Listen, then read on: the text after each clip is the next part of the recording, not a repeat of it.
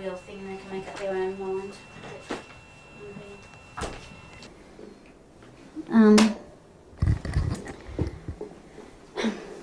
This is an interview with Cathi Joseph at Darlinghurst, and it's the 19th of July 1995. Cathi, where were you born? I was born in Redfern, in Great Buckingham Street. And what year was that? 1950. Were you literally born at home? I was actually, accidentally, but yeah, I was literally born at home. But my mother was on her way to the hospital, but I just arrived a bit early. Oh dear, you must have heard some stories about that. Well, yeah, we lived with my grandmother, and I think it was, I can't remember from my mother's stories whether it was sort of 6 o'clock or 3 o'clock in the morning, but it was some, you know, sort of terrible hour of the morning. And my grandmother had to go sort of racing down the street and next door to sort of, you know, get people to help her. And the woman next door and a couple of women from over the road sort of came in to give my mum assistance. And then the ambulance came and off we went to hospital, and then it was all normal after that.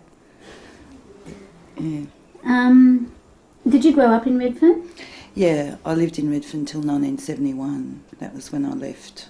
And where were you in the family? Did you have brothers and sisters? Yeah, I've got 3 sisters and 2 brothers, and I'm the second youngest. There's one sister younger than me. All right, so they would have all been there when you were born? Yeah, but in bed they don't have any stories to add to my birth story. Yeah. That's quite unusual then, because by that time they'd medicalised birth, hadn't they, well and truly, in the 50s? Oh, yeah. 50s. Yeah, all my mother's other kids were born in hospital. Yeah. What are your earliest memories? My earliest memories? Actually, one of my earliest memories is my father, which I suppose is sort of why this memory stays, because my father left when I was quite young. But one of the earliest memories I've got is my father arriving home from the country with a crate of blackberries, which was very exciting, and I was told to sort of not, you know, sort of eat them all and to wait till my sisters and brothers came home from school. He was, you know, some sort of travelling salesman or something, sort of travelled to the country a fair bit, you know, so yeah, I remember those blackberries. And I remember sort of wanting to go to school as well. That's sort of early memories, because, you know, my older sisters and brothers were all at school, and I was sort of really excited and, you know, sort of wanting to go to school. Yeah. Can I just pause it there for a minute? What kind of a house did you live in? A terrace house, 2-storey, sort of about the middle, it's in the middle of the street, you know, halfway from each end on Great Buckingham Street. And what kind of a kid were you?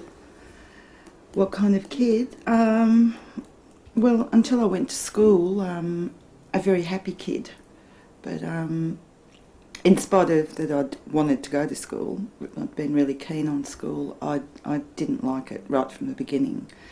So what happened? Oh, it just didn't suit me. I didn't like being told what to do and when to do it. Like, as a kid, I mean, coming from a big family, and also there were lots of kids in the street, I mean, we all played together, like, you know, just all the time. There, you know, we didn't sort of separate off into sort of like personal friendships and stuff very much. We were just sort of this big gang of kids who used to just sort of run riot. So going to school and sort of having to sit there and being told what to do and when to do it, I found really difficult. So, yeah, I never liked school. And that affected the rest of your life, sort of thing? Well, I mean, it did in terms of my sort of personality, but I was lucky in that I was a smart kid. So in spite of not liking school and in spite of sort of being, you know, sort of fairly constantly in trouble, I was lucky to sort of like do well at school. So it didn't become a problem for me in that sense that I didn't enjoy it. You know, I wasn't sort of disadvantaged academically in any way, even though I didn't like it. What school was that? That was Cleveland Street. At that time, Cleveland Street had an infants and a primary, as well as the boys' high school I can't remember what year it stopped sort of having the infants in primary, but all my sisters and brothers, and my mother too, had also gone to Clevo for, well, she'd gone for primary, but we'd all gone for infants and primary, and then my brothers went to Clevo Boys High for high school as well. What kind of a place was Redfern for kids in the 50s? Well, you would remember, say, from 55, wouldn't? Yeah. Well, I think Redfern was great. I mean, I didn't have anything to compare it with, of course, and you know, we lived a sort of fairly narrow life. I mean, you know, sort of we kind of never really went anywhere. We didn't have a car, and you know, we didn't go, you know, sort of for holidays and stuff like that. But Redfern was great. Like, as I said, there were lots of kids, you know, sort of we all played together. We played in the lane. I mean, cars used the lane, but, you know, sort of it wasn't a problem. There were sort of, you know, piles of kids. I mean, I can remember, you know, sort of 20 or 30 kids, and we'd sort of play outside till it got dark, you know, and then sort of all drift off home.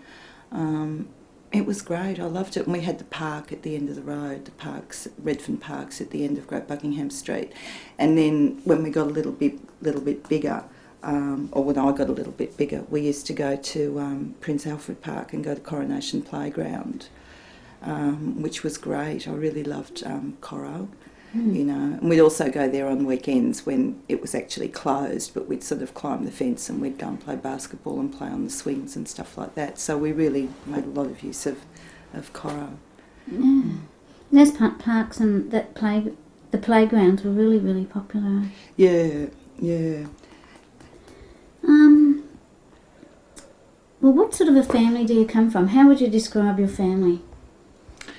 How would I describe it? Well, there were a lot of us. There were 6 kids, and there was my mother and grandmother, so there were 8 of us in the house. How would I describe us? We were probably sort of fairly loud and noisy. Yeah, I can't really think how to describe us succinctly. Well, what sort of a woman was your mother? How would you describe your mother? My mother, I describe as being a feminist before her time. I used to say to people that I was a feminist because my mother taught me to be one. She was, when I say was, I mean she's still alive, but I mean obviously as people get older they get more conservative. But you know, when I was young, she gave me a really sort of strong sense of, you know, I mean, not that women could do anything because, you know, sort of she was very disempowered by society, but that women should have a right to do anything, and that you shouldn't sort of listen to other people's opinions of what you can be and what you can't be. She was very strong. She was a very militant person, very sort of pro-workers, you know, lots of really good attitudes. One thing I remember as a kid was a news story in the newspaper about a prostitute who'd been raped, and I remember my mother's reaction to that, which was that, you know, just because a woman's a prostitute doesn't mean, you know, that rape can't happen to her, which was, you know, sort of a fairly radical idea for its time. I mean, I'm talking about probably the early 60s or the late 50s. She didn't, you know, sort of look down on people. She was kind to people. She was a very private person, but she was, you know, like always very sort of like welcoming to people. And I mean, there were a lot of deros around the place, and Mum certainly didn't encourage us to sort of talk to them, but, you know, sort of anyone who'd, you know, stop and sort of talk, Mum would sort of respond. It wasn't a thing of sort of hurry away from them, don't look at them, they're disgusting. There wasn't any of that sort of attitude, you know. She sort of, you know, had a lot of compassion for people who were what she regarded as less fortunate than herself, even though her own circumstances were pretty dire. Where did she get the you know, the feminism and the militant attitudes from? Well, I mean, you Where do know, you she think? had to work, so any notions of that women couldn't work as hard as men, or, you know, sort of that women should be, you know, sort of taken care of by men were just ridiculous to her. She'd always worked, even, you know, while she had still been married, because my father was actually a gambler. And so she had to be the person who brought in a regular income to the family. So she'd always worked, and she's a very physically strong and capable person. So she just never had much time for most of the attitudes towards women as being sort of weak and, you know, unable. You know, so I got a lot of that sort of stuff from her. What age was she when you were born? She was born in 1916 and I was born in 1950, so what does that make her, 34? 40. 1916. 1916. I'm terrible at sums. 16. You're 30, yeah. 34. 34. Yeah. Mm. Yeah. Yeah. Well, what about your father? What sort of a man was he? Oh, he was a bit of a good Tom Charlie. Yeah? Yeah, I mean, you know, when I sort of got older and sort of got to know people who'd known my father, you know, I sort of heard stories about him, you know, what a nice guy he was, what a lot of fun he was, what a shame my parents had split up because he was such a nice guy. And, I mean, I guess he is a really nice guy, but he was a totally irresponsible person, you know, so I guess that's about all I can say about him. How old were you when he left? Well, I have the idea that he left sort of shortly after my younger sister was born. She's 2.5 years younger than me. So he left by the time I was about 3 or something. You know, it's funny how some things just never get confirmed within a family. I'm not sort of absolutely certain, because he came and went, you know, sort of for a lot of their marriage anyway. So the sort of final time that he left is sort of a bit hazy to some people. But I never, I have no memory of actually living with him. I mean, I can remember him sort of very occasionally coming round to visit when I was young, but, you know, sort of not much else. Were you older? What was the age gap between the kids in the family? Were they all close together? There was 2 years between all of us, except there's 3 years between me and the brother who's older than me, but basically 2 years between all of us. Would that have been achieved via any contraception, or was it just sort of how it worked out, or did your mother like breastfeed for a couple of, well, it wasn't being encouraged then, but... Yeah, my mum did breastfeed, but I'm a bit hazy on some of that. I mean, sort of not having seen it, you know, sort of being just the second youngest and not sort of... But that was one way of getting gaps. Yeah. I mean, my father really did come and go, you know, so I don't know sort of the period of, you know, the longest period of time he was away. I mean, my mother said that, you know, it was sort of due to her that, you know, she sort of didn't have even more kids than she did have. But my mum liked kids. She liked having babies. She liked babies. So, you know, I'm sure, you know, we were definitely all wanted. But she's never actually told me what form of contraception she used. So Yeah, I was just wondering about these 2-year gaps. It's very niche, isn't it? Yeah. Was your were your parents religious? My grandmother was religious. My grandmother used to go to church all the time. My mother was actually an atheist at the time. She no longer is. But she sort of encouraged us to be atheists. Well, not encouraged us to be atheists, but she didn't sort of promote any sort of religious teaching or upbringing. And being Lebanese, but being Orthodox at school, we kind of never really, well, I certainly never had any kind of real religious, you know, when you had scripture, because sometimes they'd say, oh, you're Orthodox, so you have to go to the Greek Orthodox class, which of course was conducted in Greek. So I didn't understand a word of that, and I'd just sit in the back of the class and play. Or they'd say, oh no, we better send you to Anglican, you know, because really that's the closest thing to you. So occasionally I'd go to Anglican scripture classes. So I'd just kind of get shuffled around at school for scripture classes. But gee, that's odd, because it was Nick Shahadi's father, who's very proudly Lebanese. Who christened me. Yeah, and his father christened you. Yeah, and set up that church there, and so there must have been a strong Lebanese. Most Lebanese people in Redfern were actually Catholics, or a lot of Lebanese people in Redfern were Catholics. And there was a period of time when there wasn't a Lebanese Orthodox church. It had burnt down. As a matter of fact, when I was born, when I was christened, I wasn't christened in the church because there was no church at the time. I was christened at home. So what was the name of that church? St George. Yeah. St George Antioch Orthodox Church. Right. Yeah, I can't really remember when that was built. I mean, it was, you know... 20s. I think, well, or maybe before. The new one then. Oh, I don't... You know, I can't remember. Well, I used to go to church with my grandmother because my grandmother used to go to church on Sundays, and she needed someone to go with her, and I often used to go with her.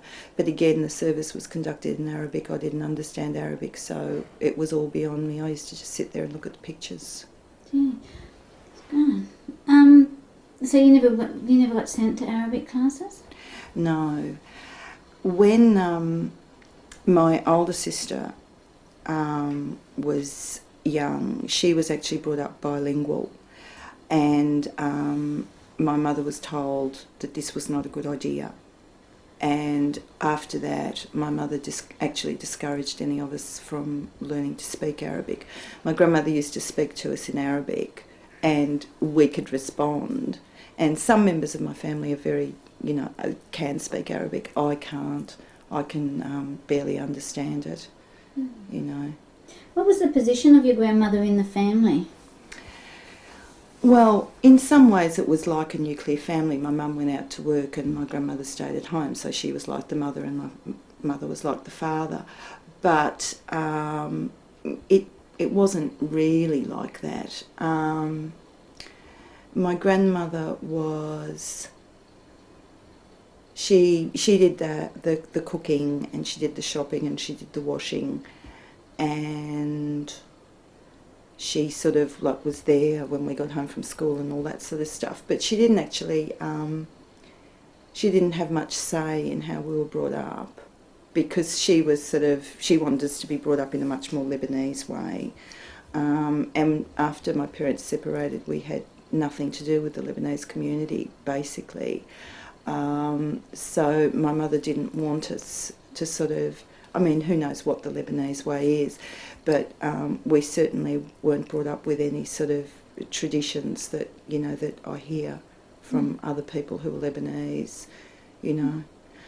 And my grandmother would have liked us to have been, but we weren't ultimately her responsibility, so it didn't happen. Was well, when did your family come? Was your grandmother born in Lebanon? Yeah. And when? They came to Australia in 1923. My mother was 7 at the time. And did they come to Redfern? No, they went to Newtown. My grandmother's brother lived in King Street. So they lived in Newtown with him for not very long, I don't think. And then my grandmother, and she had 4 children. And one of the girls was sent to the country to work. I'm not quite sure of sort of all the details. One of the boys was sent to school. My mother was the youngest, so she was kept at home with my grandmother and was sent to school. And yeah, it was... so basically she came to Redfern sort of from like the mid-20s or late 20s and never left Redfern again. It also seems to me that in the 20s, Newtown was quite a diverse ethnic sort of area, because there were a lot of Jewish and Lebanese groups there, No. and had shops like haberdasheries, and were travelling salesmen and hawkers and things like that from then. What was your mother's family name, maiden name? Melick. Melick. Sure, I've heard that. Yeah, it's fairly. It's a family that's been here for a long time, and you know, I've got some sort of fairly prominent sort of relatives. You know, sort of like business people, and that kind of stuff. Yeah. You know how after your father left that you didn't have much to do with the Lebanese community? Was that because there was a disgrace with the, the religious thing with divorce and that? I mean, in the Anglo community, divorce was pretty much, was scandalous. I think you had to have spies and prove adultery and all that kind of thing.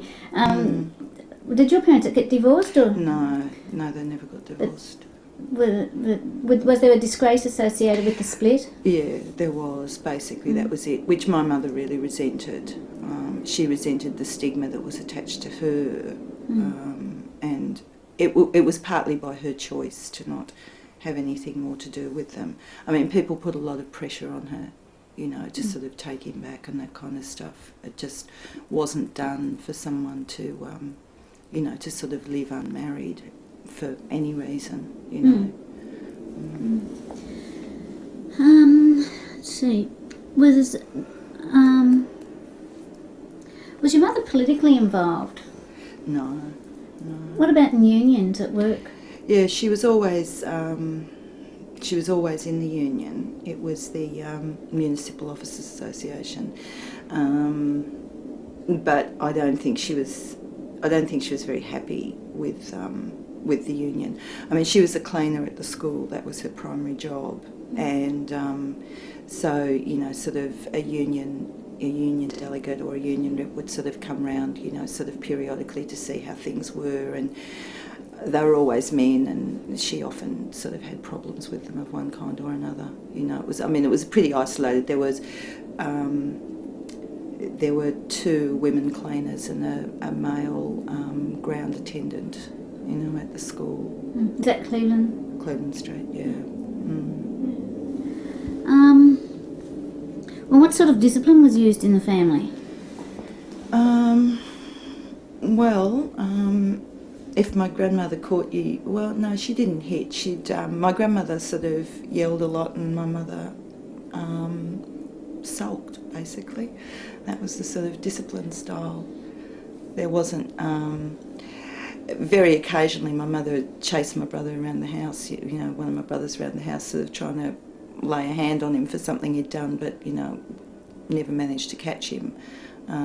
So you'd just sort of, you know, keep away from her until she wasn't angry anymore, or until my grandmother had gotten over it. You know, there wasn't a lot of discipline. You know, we were left pretty much to our own devices.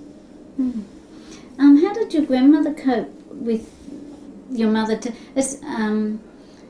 I know you hear all this stuff, you know, about, you know, ethnic families, about matriarchs and patriarchs and what have you, and that the older generation is revered, and that they're the bosses. So your mother must have been quite different. Yeah, I mean, I think that my grandmother resented that she didn't have that position, you know, sort of within the family. But really it was sort of just pretty equal. I mean, my grandmother had some status sort of like within the Lebanese community because of her age, because of who she was, because she'd, you know, back in Lebanon she'd sort of been somebody kind of thing. And that sort of extended to Australia. She got sort of a fair bit of respect accorded to her, you know, for that.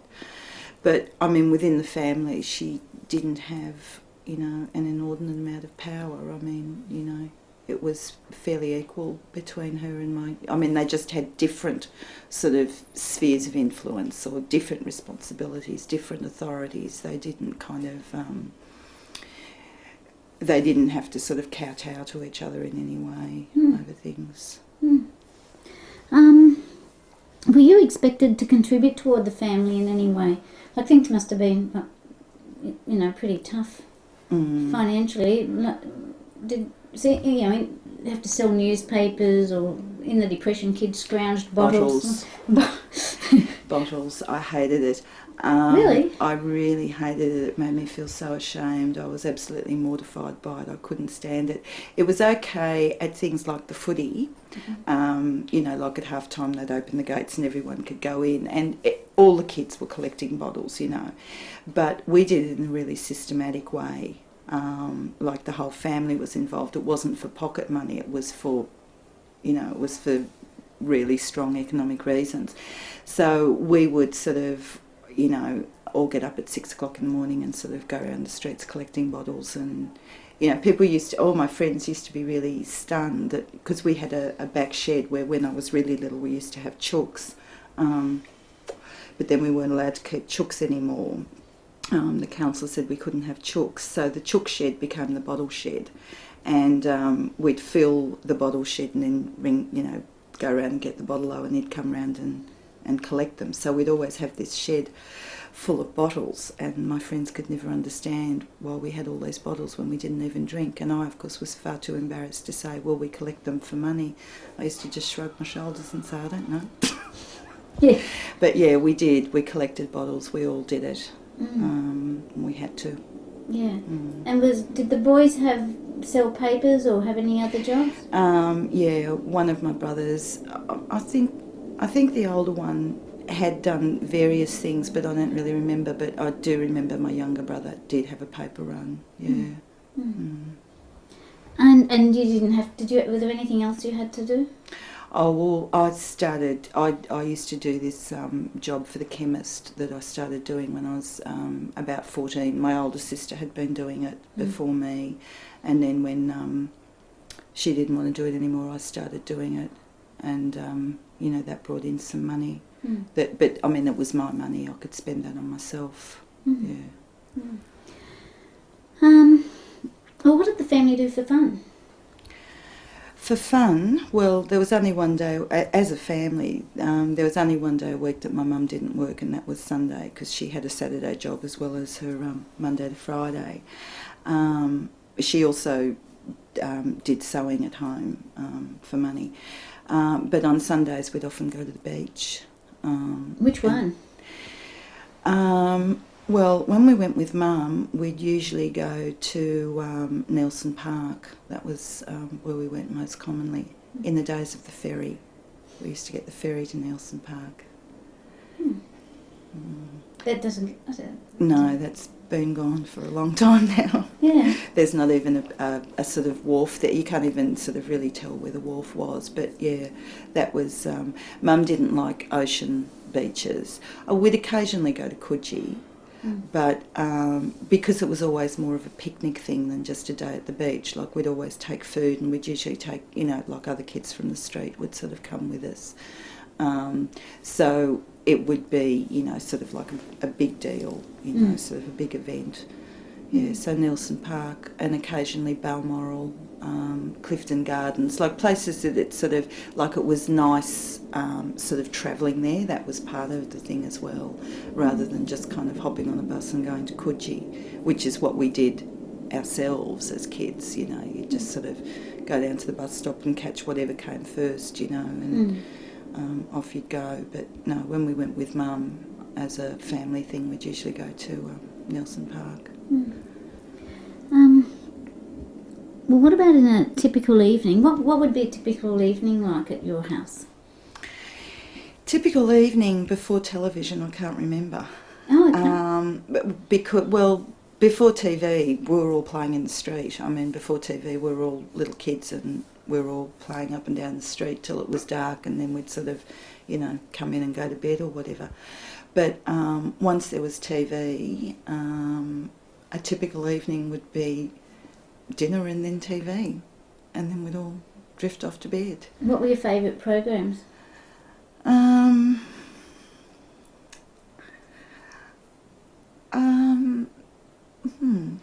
can't really remember.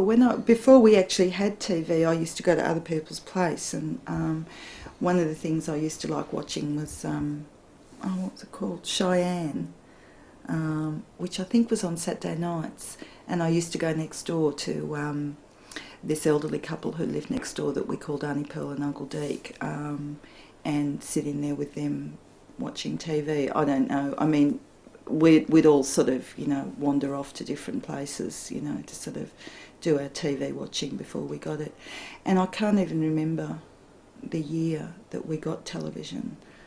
I think I might have been about 11 or 12.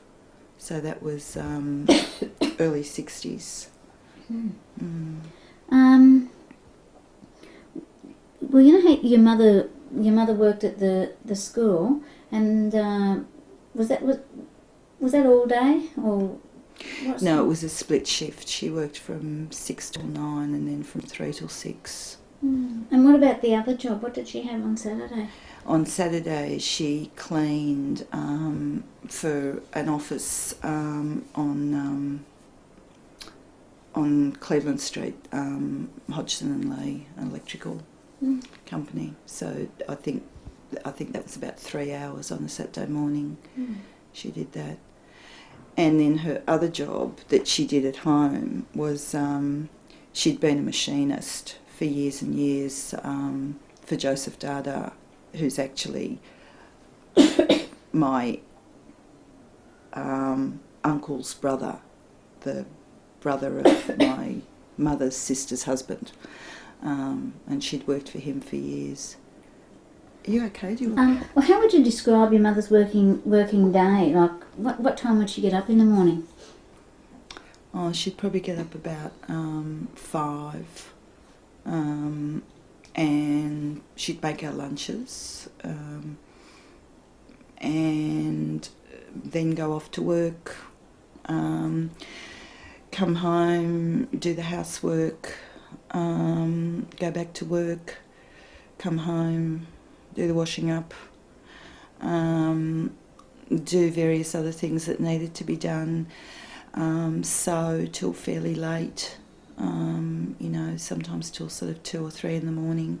I mean, that's a really strong memory from childhood, the sound of the sewing machine, the treadle machine, the clunk and the hum. How did she feel about having to work that hard? Well, she just didn't see that she had any choice. I mean, it was a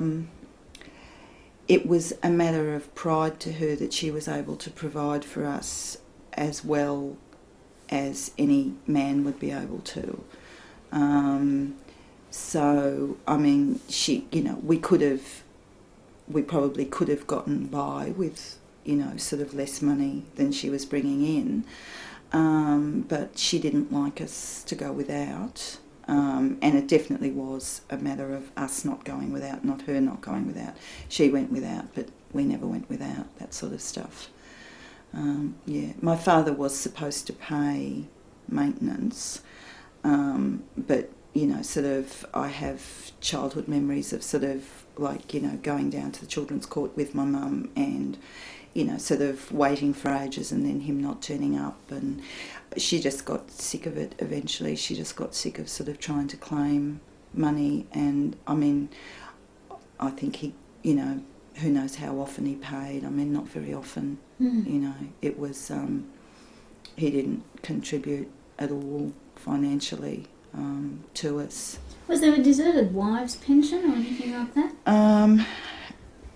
We were kind of,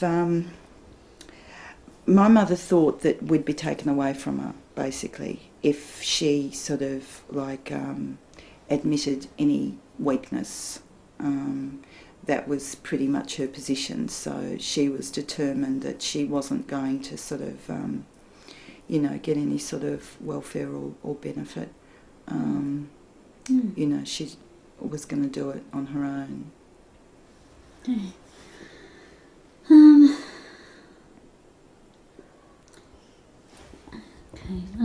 The next question: did the war or depression affect your family? But that was a bit before the time. Would you say your mother was happy? I think my mother was happy in that my mother really likes children, and so when we'd spend time together as a family, she would be happy. But, I mean, obviously she had a really hard life. I mean, she didn't... For someone like me who has a lot of time to do just whatever I want, it's sort of beyond comprehension to me how little time my mother had to herself. I mean, basically she had no time to herself. And she wouldn't have had much time with the kids either for all the work. No, not sort of through the week. No. Yeah. Yeah. What was a typical meal in your family? A typical meal, steak. That was fairly typical. That was probably, you know, steak and chops 2 or 3 times a week. We ate Lebanese food occasionally. I mean, we ate Lebanese food regularly, but like, you know, sort of every Monday night we'd have, you know, a particular dish, and, you know, sort of occasionally at other times. But the most frequent meal really, you know, was steak and chops. You know. It's very Aussie. Yeah. Did your grandmother cope with that okay? Oh yeah, yeah, that was fine. What sort of fruit and veg were available in the 50s? Well, we always had apples, bananas, oranges, custard apples. I remember sort of quite well for some reason because my mum liked them.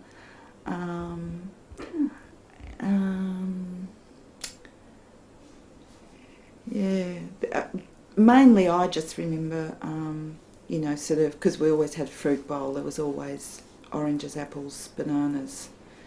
That's mainly what it was. We had our own lemon tree, so we had lemons all the time. Who were your friends? My friends, kids from school. There was a girl across the road from me, Kay. There were 2 girls down the street, Julie and Janice. We all went to the same school. I had this friend, Sandra, who moved to St Peter's, and I continued seeing her even though obviously she wasn't still at Clevo, and she'd lived in Surrey Hills. I had a friend, Marilyn, who lived in Waterloo. Yeah, just sort of local kids. What would you do together?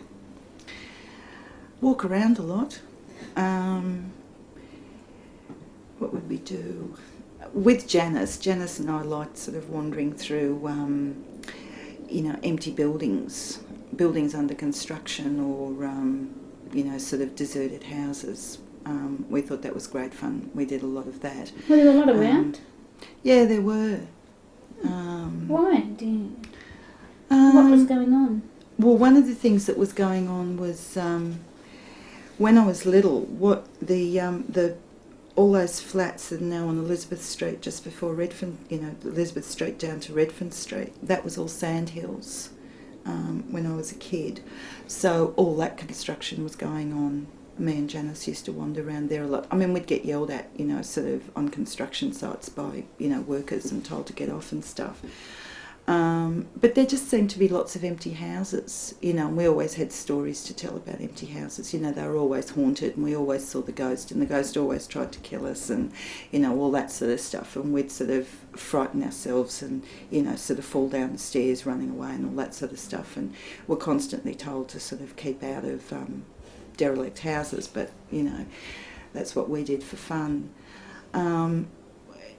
Other friends were sort of like more active. You'd sort of play games. You know, down at Coro we played lots of games. I mean, we'd play on the swings a lot. We'd play on the, what do you call it, the flying fox. Yeah, a lot of walking around. We used to like going for walks. That was a lot. I did a lot of that when I was a kid, just wandering around. Well, how free were you to roam, and sort of from what age? You know, what was your territory, if you like? My territory was actually very small. It seemed sort of big at the time, but yeah, it was probably sort of, you know, the down to Waterloo. Occasionally in summer, I mean particularly before there was the swimming pool at Prince Alfred Park, we'd go up to Victoria Park to go to the swimming pool, but I thought that was a bit of an adventure, you know, sort of going all the way up to Victoria Park. Go into town, like into the city, Surrey Hills. That was pretty much the extent of my world. And did you have any adventures when you went wandering with your friends? Oh, we always claimed to, but, you know, really we didn't. You know, we'd just walk around the street and nothing much had happened, you know. And what was the ethnic mix of the neighbourhood at that time?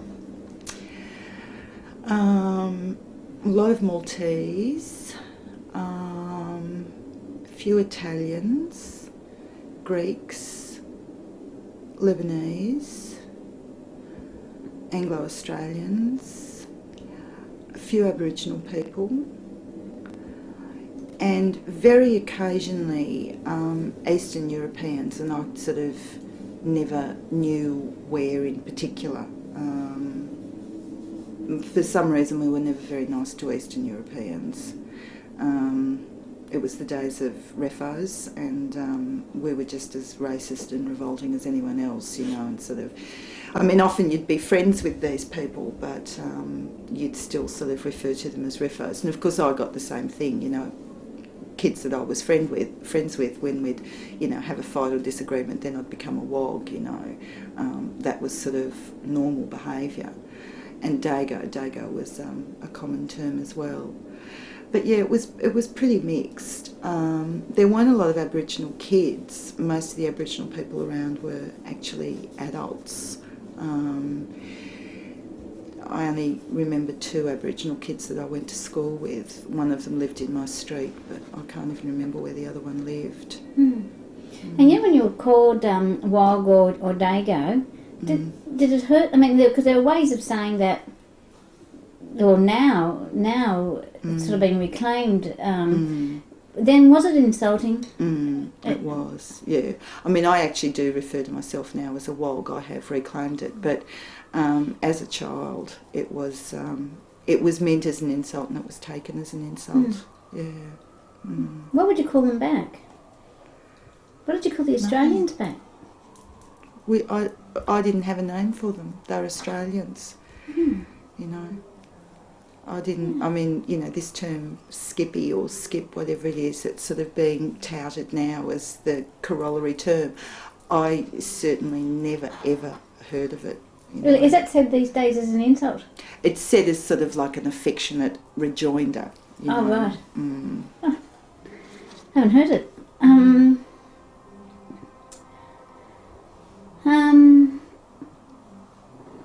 I'll ask you, spent your time. Well, you know, were there places that you were not allowed to go?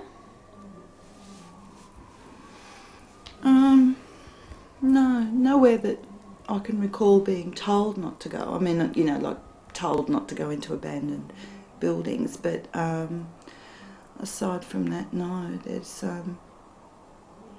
I mean, like I said, I thought I had this great big world, but it was really tiny. So, I mean, obviously, you know, sort of my mother didn't really have grave concerns, you know, for my safety or anything, you know. How important was the playground, the Coronation Park playground, to you? Oh, I mean, I'd go there after school every day, you know, and one day a week the library would be there. So that was my first experience of a library, was... and it was Miss Brolly who, you know, became Mrs. Walters and was still running a City of Sydney library when I actually worked for them in 1970, you know, so it was this sort of bizarre long association. But yeah, I mean, you know, we'd sort of, when I was little, it was sort of like the structured things that the playground ran, you know, they sort of ran classes, you know, sort of finger painting and various things. But then, you know, when I got older, it was just kind of hanging around, you know, sort of playing on the swings, meeting my friends, you know, just kind of carrying on. And like I said, we'd go there on Sundays. I can't remember that it was open on Saturdays, but we went there on Sundays when it definitely was closed, and, you know, a whole big group of us, and we'd all just sort of like climb the fence and play around there. It was It was great. I loved Coro. Mm. It was home away from home. And what were the staff like? They must have been I can't fantastic. remember the stuff. Really? No, I really can't. The only adult that I do remember, like I said, is Miss Brolly, the librarian. I don't actually remember the staff. It was just a great place to hang out, and sort of see everyone and play and meet people. But it mustn't have been like school, yet they must have had people running it. Yeah, but they didn't interfere. I mean, you could be doing one of the structured things that they'd set up. That was fine. But I mean, I can remember sometimes, sort of big boys would get into trouble for being rude, or occasionally people would get banned from Coro. But I mean, I certainly don't remember any of the staff or any problems. It was. My memory of it was just a mass of kids, and we all just, mucked about. It was great. Yeah. As a kid, did you have any toys or books? I didn't have toys that I can remember, but that's because I wasn't very interested in toys. Books, we had a shelf of books at home that was just kind of all sorts of odd things, like Pear's Cyclopedia and little golden books and various things like that. But I mean, I showed an aptitude for reading, and I liked reading, so Mum took me down to the library and sort of got me sort of interested in the library when I was really young. So that's where most of my reading came from. We did have some books at home, and I read through them all, but not a lot. Were there people that you had to avoid, or that the kids avoided? There was a woman we called a witch, and we were nasty too, because she lived alone and was an old woman, basically. And there was... We didn't have to avoid him. He was actually a pal to all of us. There was this guy up the street, Joe, who was gay, and he was, I remember him as being really old. I mean, he was probably only my age or something.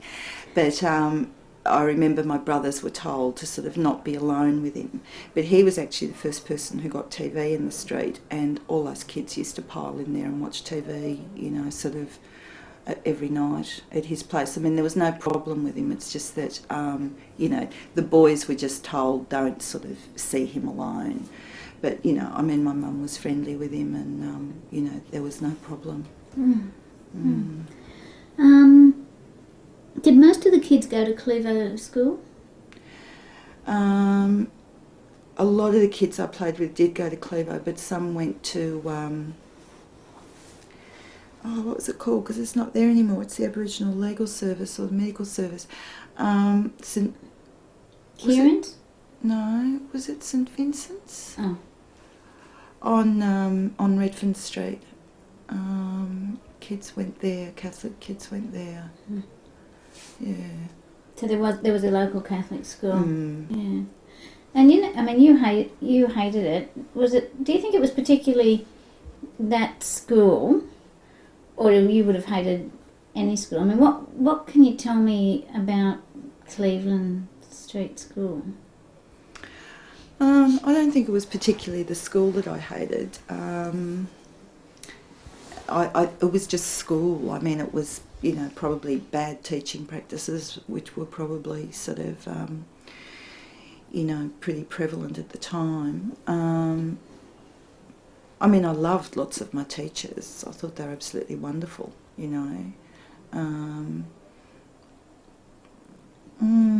mean, I don't know. I don't have anything to compare Clevo with. I mean, it seemed fine. So you loved some of the teachers? Yeah. So it's not only...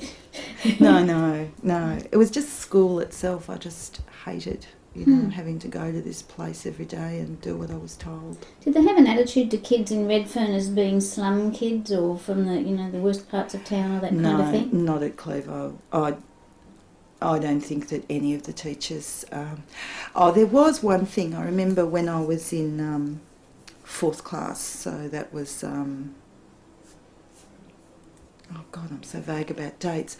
Yeah, I was in fourth class, and a friend of mine, her mother had left, and sort of like most of us in Redfern were basically single parent families for one reason or another. But because in this girl's case it was her mother who'd left, not her father, she got a lot of attention, and the teachers used to bring her in food, and they used to take home her washing and all this sort of stuff. And I thought, oh, that's not fair, like.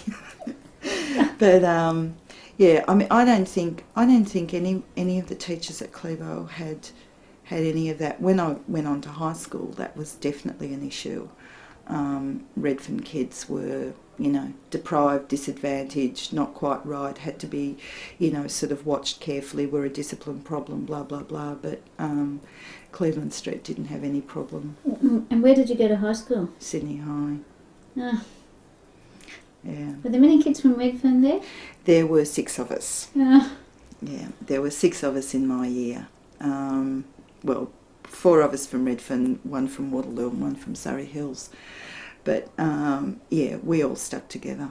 Yeah. Was it tough?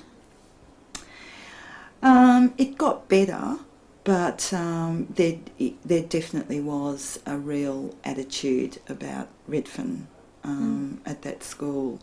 And I actually got into a lot of trouble at high school, and I was sort of told that I was deprived and disadvantaged, which sort of was the explanation for why I was misbehaving, which I just found totally ludicrous and just really ridiculous, Was there racism there too?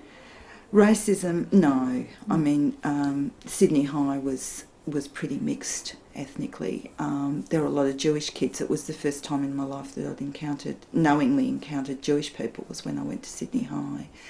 And in those days, relations between Arabs and Jews weren't as problematic perhaps as they are now. So, I mean, I never had any problem with racism at Sydney High.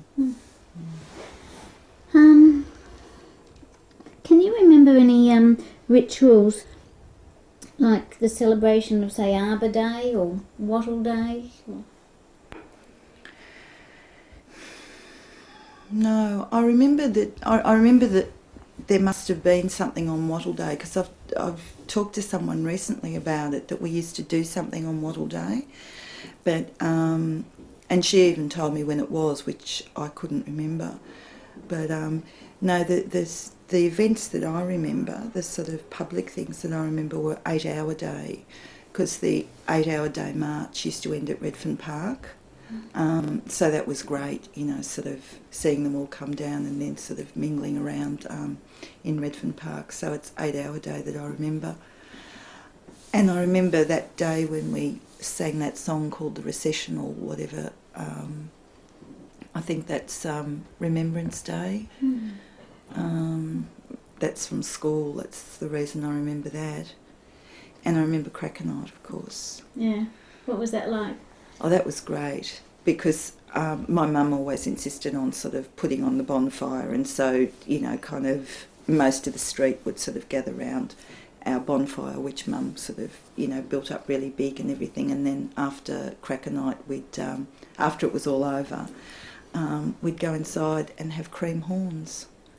I remember that really well. I loved cream horns. And did you have the bonfire in the street or in the backyard? No, in the street. Yeah.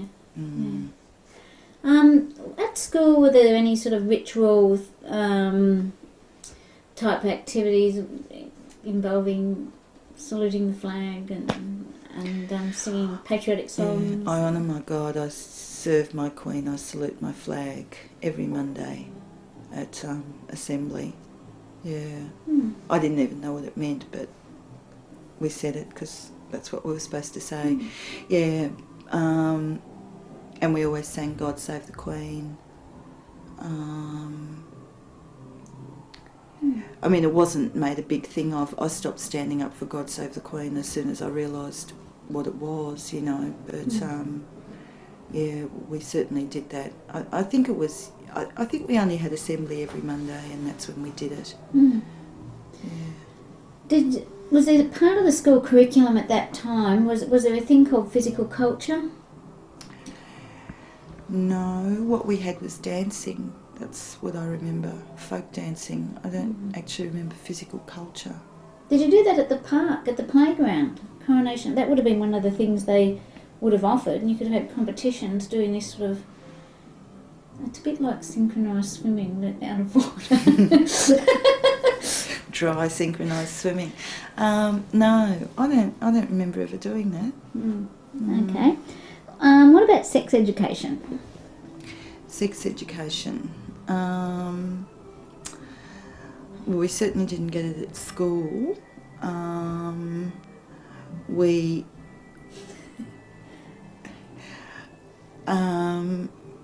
My mum didn't tell me anything. She told my sister to tell me, one of my older sisters. But by then I knew it all anyway. Well, I thought I knew it all. Yeah, it was pretty ad hoc. I mean, were you aware of menstruation before you menstruated? Yeah, yeah, I knew all about it. I'd been told all about that, yeah.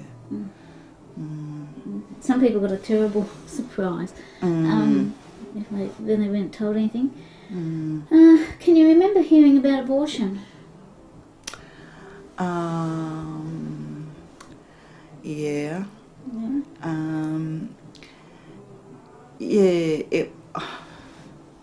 I mean, I knew about abortion from quite young. You know, I can't really recall how I knew, but yeah, I knew about it. And by that time, I mean, at that time it would have been illegal. Can you remember what the attitude of it was of women in the area, like what they thought about that law? I would assume that it was regarded as a ridiculous law. I don't think women would have taken it seriously as a law, or you know, it was just something to circumvent. It wasn't something that sort of conditioned their behaviour or what they did. Well, what about unwanted pregnancies? Were you aware growing up of you know, girls getting into trouble and at that having time to get married? Yeah. Okay. And was there disgrace associated with it? What can you remember? No, there wasn't disgrace. What there was, the attitude was that it was a shame, because once you had a baby, you were limited in what you could do. But I can't recall. I mean, I can recall two girls when I was very young who were unmarried and had. Well, one of them got married because she was pregnant, and everybody sort of clucked and said, you know, that's a shame. And the other one didn't get married and went on living in the street with her mother and the baby, and nobody had any problem about it. You know, she was regarded as lucky that her mother was able to sort of help her look after the baby. Yeah, it wasn't a problem. That people didn't have a moral thing about it. It was just regarded as unfortunate because it restricted you and limited you and, you know, cost money.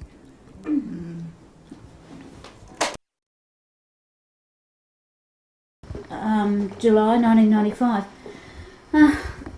Just to get onto the neighbourhood, and what sort of a neighbourhood was it? How would you describe it? Yeah, well, I mean, it was mixed. It was residential and industrial, not sort of really heavy industry, but the Anthony Horton's factory was right across the road from us. And I mean, I know that they made furniture. What else they made, I don't really know. But I mean, there'd be smoke belching from the chimney, and, you know, sort of black stuff all over people's washing. So I remember that really well. And I remember my brother, because one of my brothers worked there for a while, and sort of getting all his hair on his face burnt off from, you know, a fire that he was stoking or something. So it definitely was a manufacturing place. And there were lots of what do you call it, where machinists work, like clothing factories, because my own mum worked for one, and mothers of friends of mine worked for clothing factories. So there was a fair bit, I suppose it would be sort of fairly light industry. That's sort of the immediate neighbourhood. When you talk about the pollution, do you think that the area was more polluted then than it is today? You're talking to someone biased because I hate cars. So, I mean, obviously there were less cars around in those days. So, I mean, I don't know, pollution sort of, like in terms of, you know, sort of breathing it and stuff like that, it's not sort of something I'm very aware of, so I couldn't really say. Redfern was probably dirtier in those days in terms of like rubbish on the street, that sort of level of dirtiness. But beyond that, yeah, I couldn't really say. You know, I mean, the only reason I remember the factory smoke is that, you know, sort of people did used to complain about sort of soot. Did they complain to Anthony Horton? Yeah. What happened? They were told to do their washing on another day, you know, it wasn't sort of taken very seriously, or, you know, no one did anything about it. I mean, they'd sort of, you know, make sort of sarcastic apologies, but I mean, for as long as I remember, nothing was actually done about it. Nothing official was ever done about it. It continued to belch out smoke, you know, while it was operating, and that was that. What was the social focus of the area? I mean, was there a place where people would meet and talk, or if there was a crisis? Like, people have community centres where they meet if they... Was there any of that kind of thing in the late 50s? Not that I was aware of, no. Well, what about just gossip? You know, I mean, just...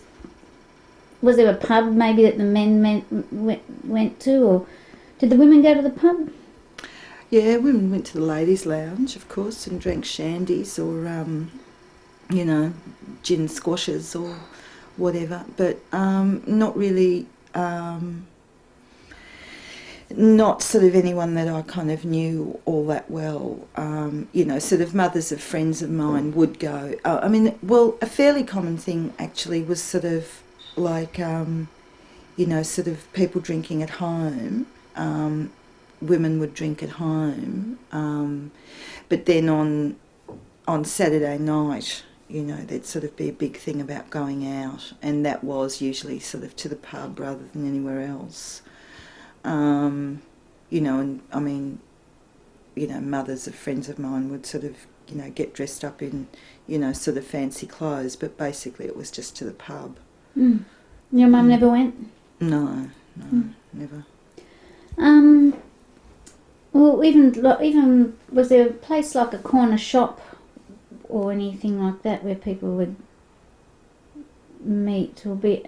There was no specific focal point in the area. No, I mean, you know, it was sort of more just kind of just passing information along from house to house. It was, you know, kind of rather than congregating. I mean, it was all pretty private, you know, people sort of more or less did stay within their own homes rather than sort of congregate anywhere publicly. I mean, particularly women. I mean, you know, men did go to the pub. That was kind of a major thing, you know, sort of males of, you know, all ages went to the pub. That was a sort of, you know, rite of passage for boys sort of thing, but not so much with women. Well, was it a safe neighbourhood? I thought it was, yeah. I mean, I never had any problems. I mean, I started going out at night when I was 14, and I never had any problem at all. I mean, you know, the worst time of night was around 10 o'clock when the pubs closed, and, you know, the streets would be full of men who'd just gotten out of the pub. That was, so my argument to my mother to be allowed to stay out later was, of course, that 10 o'clock was the worst time, so I had to stay out till 11, and then, of course, that sort of crept up. But, Yeah, I mean, I can remember sort of coming home from a disco, you know, sort of when I was about 14, at 2 o'clock in the morning, and being sort of walked home by this drunk, because, I mean, they're, you know, curb crawling, not so much in Redfern itself, but I used to hang around a lot up here, the Cross and Darlinghurst, and then sort of walk home. So, you know, I would get curb crawled a fair bit. What's that mean? Oh, a car would sort of drive slowly along in the gutter and sort of stop, and, you know, then you'd sort of try and avoid it and sort of cross the road, and then it'd turn, you know, come, you know, do a U-turn and that sort of stuff. But I've always felt, you know, sort of really safe on the streets, so I'm sort of not really someone who's very aware of you know, sort of dangers. But, I mean, I still maintain that, you know, the worst time is sort of like when the pubs are closing, when men are sort of being pushed out of the pubs and got nowhere to go, and they're sort of just wandering the street for a while. But later than that, there's a sort of community of people who are sort of out and about later, and it's all quite safe and friendly. Mm. Mm. Who are your neighbours? Specifically, on one side we had a Lebanese family, and on the other side were an Anglo-Australian couple who we called Auntie Pearl and Uncle Deke, and they were older than my mother. They had grown-up kids who didn't live at home anymore. We used to run messages for Auntie Pearl, and, you know, as I said, go in there and watch TV, just go in and visit, that kind of stuff. They were sort of our most constant neighbours. There was a lot of movement in Redfern, a lot of movement in our street. It wasn't, I mean, there were people who, there was a woman down the road from us, Melba, who I think died a couple of years ago. She'd been there sort of all my life that I can remember. But a lot of it was people would sort of come to Redfern either when they'd first come to Australia, and, you know, sort of save up and then move out, or, you know, sort of people were renting in Redfern and were saving up to buy their homes, which they'd then sort of move out to, you know, the western suburbs and buy a place. That's how come a lot of my friends left the area. You know, their parents sort of bought places, you know, out in the western suburbs. Was your mother renting? No, we owned the place. My grandmother owned it. Mm. Yeah. Mm. So that would explain the stability. Yeah, yeah. When I was a kid, when I was in, I think it was while I was still in infant school, I can't remember the exact year, but a lot of people moved out of Redfern because they built the mail exchange, or they started building the mail exchange. And that was huge. That was a massive number of people. Were there houses there before that? Yeah, it was chock-a-block with houses. And, I mean, I can remember losing friends, you know, a lot of friends, because they moved. And, I mean, being kids, you don't keep in touch or anything. But, yeah, it was... They were tiny little houses. They were small houses along... along Chalmers Street, they were small houses, and along Cleveland Street they were actually huge houses, just as they are now. Those houses down that end of Redfern, they were all like that, those really massive terraces with the big frontages and stuff. Like our family doctor was in one of them. Yeah, so I have no idea. I reckon it must have been hundreds and hundreds of people who were dispossessed by that. What year was that? What years did you... I really can't remember. I remember it as being at primary school, at infant school, so before I was 8. Mm. And did most people move to the western suburbs? Yeah, because I think where they actually moved people, the people who sort of just got shunted from one place to another, that was to the western suburbs. I mean, you know, I grew up as a kid with this idea of this place called the Greenbelt. You know, I'd always heard about the Greenbelt. People moved to the Greenbelt, got moved to the Greenbelt. You know, it's sort of not a term that's used anymore, but it was this, you know, kind of slum clearance, this informal slum clearance that was going on. And, you know, that happened to lots of people that I knew. They just kind of got moved out, you know, to the western suburbs. Were they, from what your impression or memories, were they looking forward to going, or they didn't want to go? A lot of the kids were looking forward to going. They talked about they were going to have yards, they talked about they were going to have bikes, they were going to have dogs, they were going to have all these things that kind of went with a bigger place. But, you know, and I mean, there was one friend of mine who left Redfern and moved to Fairfield, which isn't really that far out, but and then sort of ended up coming back to live with somebody else in Redfern or something. So I sort of got to hear a bit about what it was really like. And, I mean, it was all described in glowing terms, you know. She did much prefer living in a place where she had a lawn and, you know, that kind of stuff than living in Redfern. You know, whether it's sort of, you know, whether they continue to feel that way, I don't know. I mean, most of my family kind of still lives in what's sort of roughly the inner city. I mean, most of us have kind of never moved to suburban areas. So I don't know how people sort of handle that change from somewhere high density like Redfern to sort of, some brand new suburb. And where did most people work in the neighbourhood, or in Redfern that you knew of?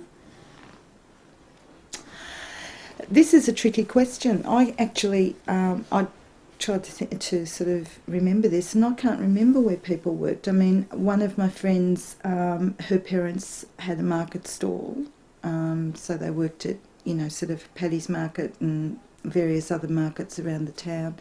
That's what they did for a living. Friends of mine had shops, like local shops. Yeah, I can't really remember where most adults worked.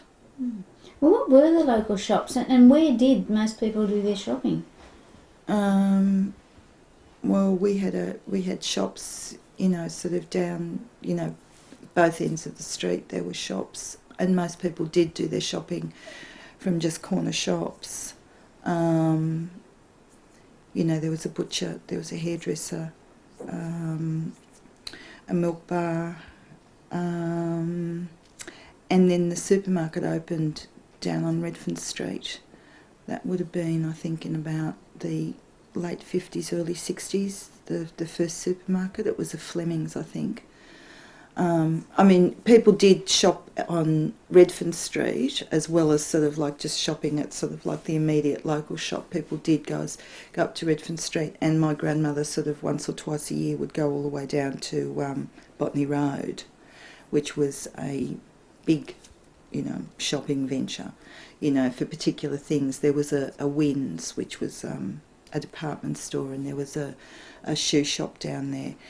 People didn't sort of, didn't go into town as a matter of course. They sort of shopped more around Redfern, down in Botany Road rather than going into town.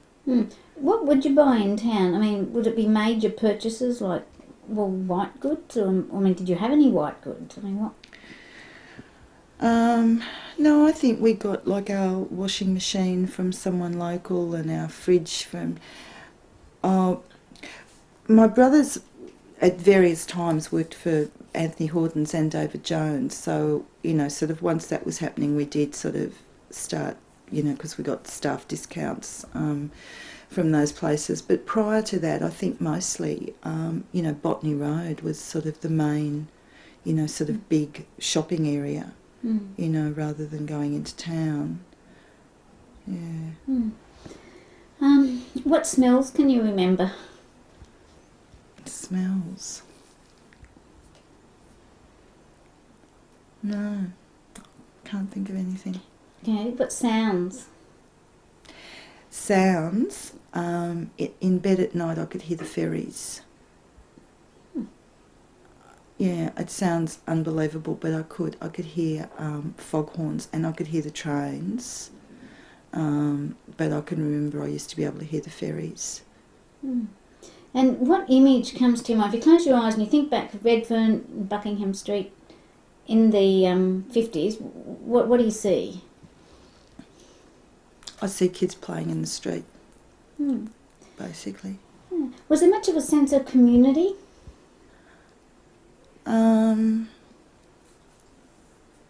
not what I think of as a sense of community now. I mean, like I said, a lot of people in Redfern were there temporarily, there until they, sort of got enough money together to buy somewhere else. People didn't buy in Redfern. If you were going to buy a house, you lived. I mean, my friends Julie and Janice from down the road. Their father sort of had what must have been a pretty good job. He worked for the water board, and he didn't wear a suit, but he certainly didn't wear overalls or anything, and sort of didn't work till, sort of all hours of the day or night. So presumably he had some sort of office or engineering job or something. And, they sort of, they'd been renting in Redfern, but, sort of when they moved it was to buy a place. So in a sense there wasn't very much sense of community in Redfern because people did see it as temporary. Mm. Well, what was the reputation of Redfern at that time, like in comparison to other areas like Newtown or Waterloo or anywhere else? What was its status, if you like?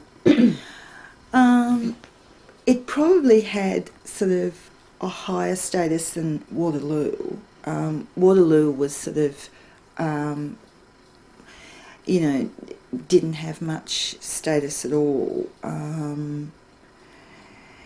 Redfern, people would acknowledge that there were nice houses in Redfern and there were some streets that were nice in Redfern. It was sort of grudging, but it was like at least Redfern, sort of it had Prince Alfred Park, it had Redfern Park, it had some nice aspects, whereas somewhere like Waterloo was, sort of like really looked down on. It was just industrial, it was just mean streets and hovels, whereas, sort of Redfern...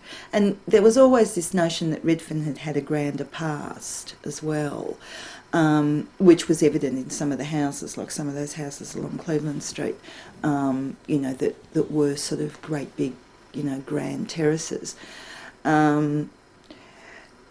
So it was like Redfern sort of wasn't the bottom of the heap, but this was, this was sort of more like the local area. Beyond the local area, Redfern had no status. It was, sort of wogs and abos, and it was dirty and filthy and disgusting, and it was dangerous, and it was just an absolutely atrocious place to live in or to venture into at all. An attitude that, until recently still prevailed, And why was it viewed as dangerous? Because people were really rough, they'd just as soon rob you as look at you. Sort of people didn't want to take their cars to Redfern because their cars would get broken into. They didn't want to travel after dark in Redfern because you'd get attacked. Was it true? No, not in my experience at all. Not even vaguely true, it was full of drunks and deros. That possibly, had some truth. Sort of there were kind of people lying around the streets, but, in terms of danger or any sort of threat to anyone, sort of definitely not. But, that's how it was seen. Mm. Mm. And in your circle of friends, was there any rivalry between kids from Redfern and kids from Chippendale or, neighbouring areas, sort of gangs or have gang wars or anything like that? It was smaller than that. It was kids from our street versus kids from another street. It was, it was just kid stuff. It wasn't sort of, then at school there was sort of rivalry between various schools, like Clevo was better than Burke Street, Burke Street wasn't as bad as George Street, just that kind of stuff. But it wasn't really in terms of sort of suburbs, it was just very, very local, that kind of attitude. And did any particular group of kids have a particularly outstanding reputation that you can remember? For anything? Not that I can remember. Okay. Can you remember any big events? Big events. Oh, the Queen came. The Queen came and opened John Northcote Flats. That's in Surrey Hills, is it? Yeah, Riley Street. Yeah, so we all all us kids charged up to look at the Queen. And I actually presented a bouquet of flowers to the Queen Mother when she came, because she drove past Cleveland Street. But pandemonium broke out, and I ended up on her lap inside the car handing the flowers to her lady in waiting, because no one had told me what the Queen Mother looked like. And, sort of all the mums had, sort of run riot when the car pulled up. So unlike everybody else around, all the other little girls around Australia or New South Wales who got their picture in the Women's Weekly for giving flowers to her, I didn't, because it was just chaos at Cleveland Street. But you got in the car. Yeah, well, I ended up being sort of shoved into the car by the press of people behind me, sort of wanting to have a look at her. Yeah. What did she say to you if you ended up sitting on her lap? Well, I think she was just kind of waiting for someone to pull me off so they could go on their way. Oh, I don't recall her saying anything to me. But yeah, big events. I mean, a big event was a fire. If there was a fire, everyone would sort of, race for miles around. I remember once there was a fire that it smelled really, really horrible. It was some kind of plastics factory. That sort of raged for quite a long time. But no, they're the only big events. What about, can you remember any local characters? Local characters. No, not really. There was this guy we called Elvis who used to go to the movies on Saturdays.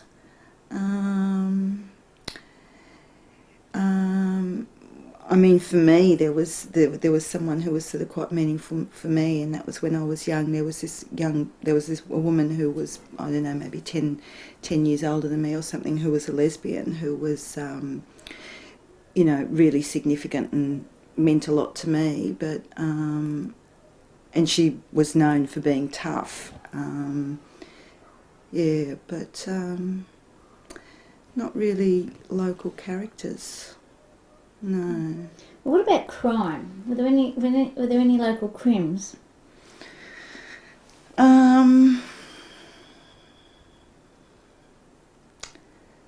Not that I can remember. There was, we had an SP bookie place from, an SP bookie used our house for a short time when I was a kid. But that was my only kind of known involvement with crime. Yeah. Did you get raided? No. No, he only did it for a short time. Was it a way of making money for the family? Yeah. Well, what about that lady you said? Why was she significant to you? Well, because I was a lesbian, which I knew at the time. At 10?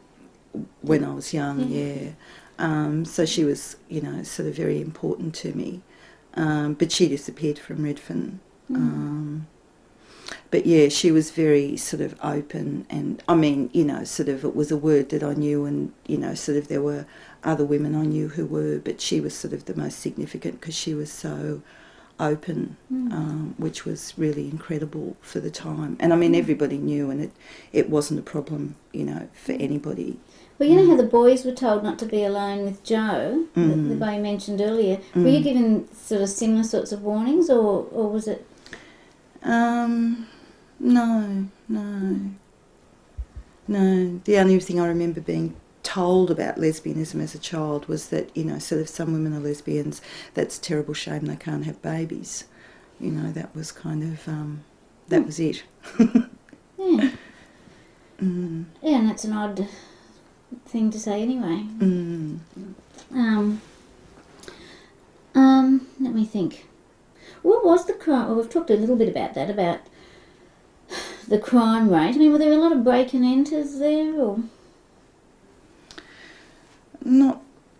I mean, I don't remember anyone, you know, that I knew ever being robbed. Well, the things you hear about, like, It was kind of. I suppose I'm sort of, well, not lying, but just kind of not forgetting. There were people you knew to go to get things. I mean, that was just common knowledge, you know, you just knew. But, I mean, you know, it wasn't a problem. I mean, I suppose that they did sort of, like, get arrested occasionally or frequently. And but again, there was, you know, like, about a whole lot of other things. There was just this tolerance. Nobody thought, you know, sort of the respectable people didn't think crime was a good idea.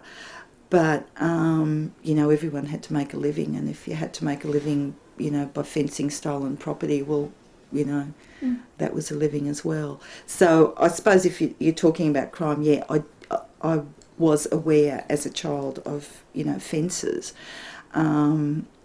And then sort of later, you know, sort of people I knew would sort of, you know, get done for various things, you know, but nothing really major. And I was, yeah. Was there any prostitution in the area? Prostitution, not actively as far as I can remember. There was an old lady, actually she was a character, Blondie. When I was little we used to go and visit her. She lived in a rented room in a house over the road, and, you know, from what I was told or from what I made up or whatever, she was a prostitute. But she was sort of like a really old lady, you know, and the only thing I can remember being told about her was, you know, don't stay if she's got a man there, you know, leave if there's a man there. But otherwise we were sort of, you know, she was, you know, she didn't mind us being round, you know.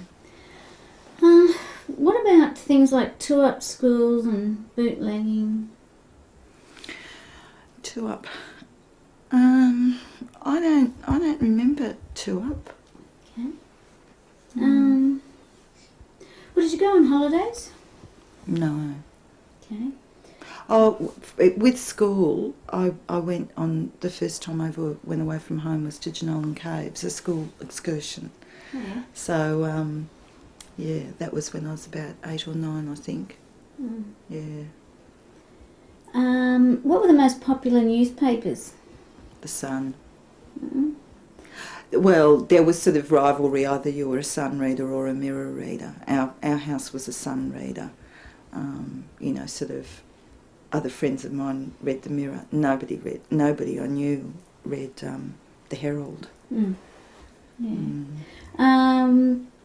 Magazines. Magazines, the Woman's Weekly, the Woman's Day, TV Times. Comics? Did you read comics? Yeah, I used to. I used to get these English comics from the newsagent. I had this standing order at the newsagent. But other than that, we used to swap comics, you know, sort of all up and down the street. I remember the Phantom. It's really the only one I remember as sort of that kind of social thing of, you know, all of us reading these comics and passing them around. And people would, you know, kids would sort of send off to get, you know, phantom rings and, you know, those things that grow when you put them in water and all that kind of stuff, you know, on the back of comic books. Yeah. Seven Seas Stamp Company.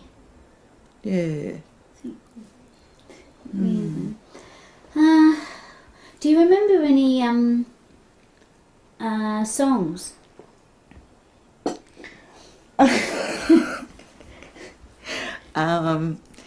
Yeah, but I've got a terrible voice. Yeah. There's a song that I occasionally break into that nobody else has ever heard of, so I guess it was a Redfern song. We used to sing this song, Captain Cook did a put behind the kitchen door, the cat came up and lapped it up and said, I want some more. That's kind of, I don't know whether we made it up or, you know, whether we got it from somewhere else, but Yeah, but or did you mean pop songs? Yeah, that's a good one. I was going to go into jokes and tricks and things like, rhymes like that and chants. Yeah. No, can't think of any. I mean, rhymes and chants that, you'd play with, a ball against the wall and that kind of stuff, Can't really remember what they were, though. Well, what major changes did you see as you were growing up? Changes.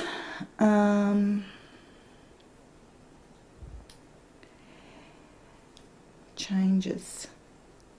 God, I should be good at that.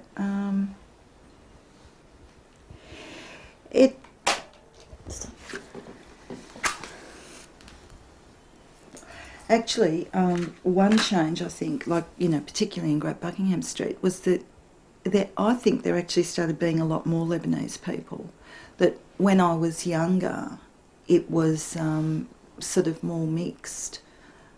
And, then, I don't know, late 60s, early 70s, it seemed that there started being a lot more Lebanese people, particularly.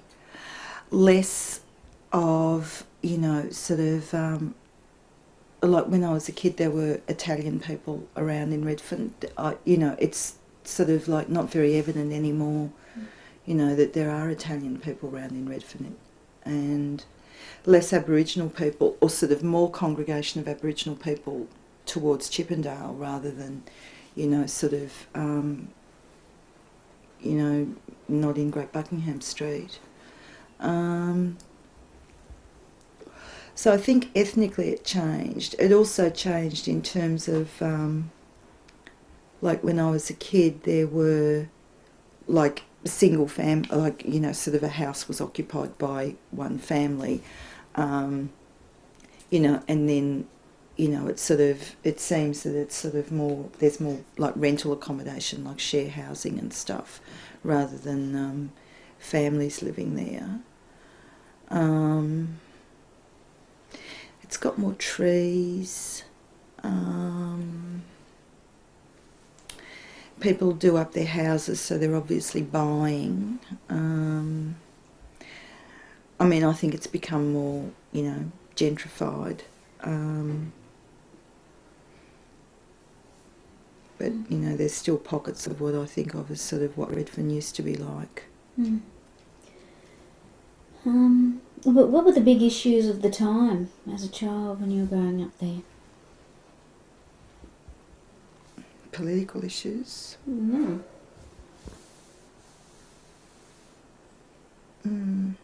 Okay. How aware were you of the world outside your local area? Not very. Okay. Can you remember what common illnesses were around at that time?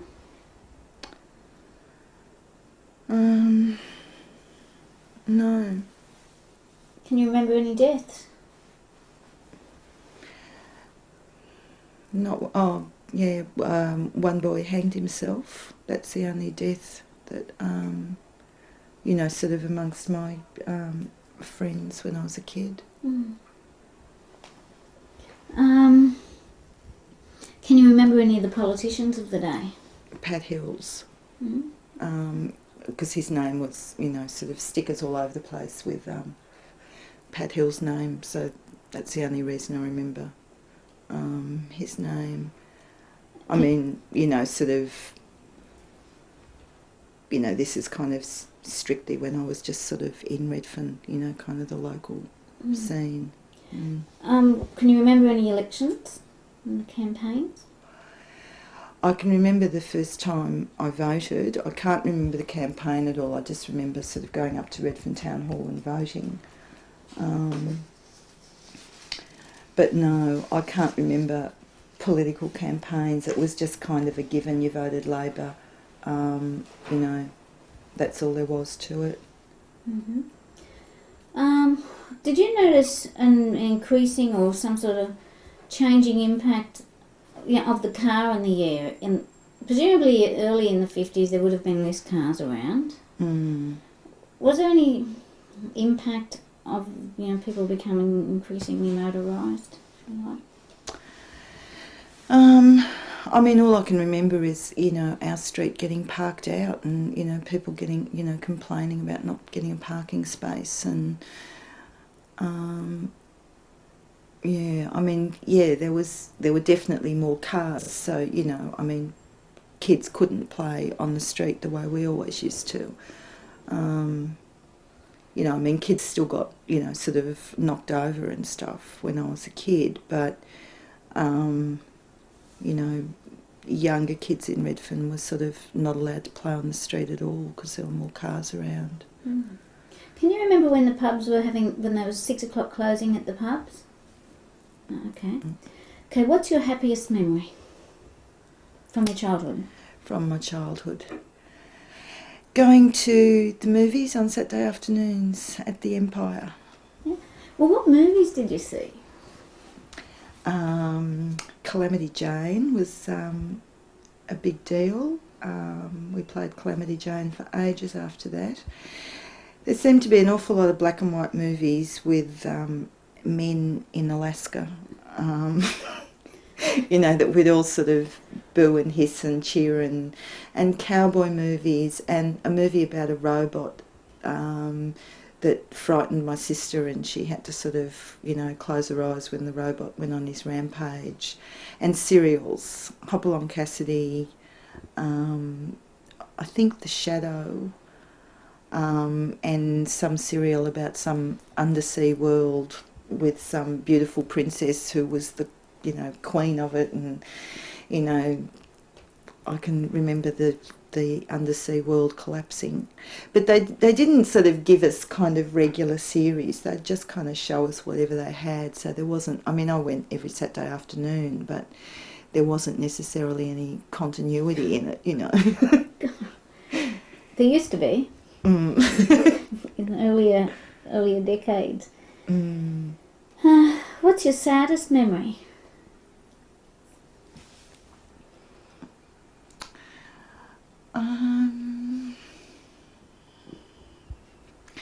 Probably dogs dying and cats dying and birds dying, and they're probably, the saddest things. Can't really think of anything profound. When did you leave there or stop living there? I moved out in 1970, but my family went on living there. And why did you decide to move? I moved into a flat. I just wanted to move out of home. But the house stayed in the family until last year. Okay. Okay, is there anything I haven't asked? Any aspect of your early life there about the area? I can't think of anything. This is always the hardest part. Is there anything you'd like to add? Yeah.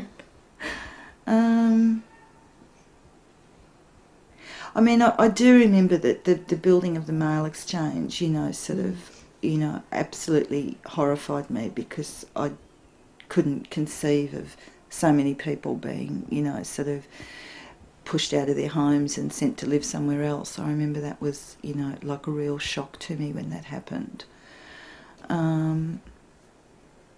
But, mainly I just remember Redfern as being, sort of this really happy, cosy little place, Okay, thank you very much. Okay. It's the rushes, isn't it? That's what they call it, technically. So, so Justin collects jewellery. Oh, I see.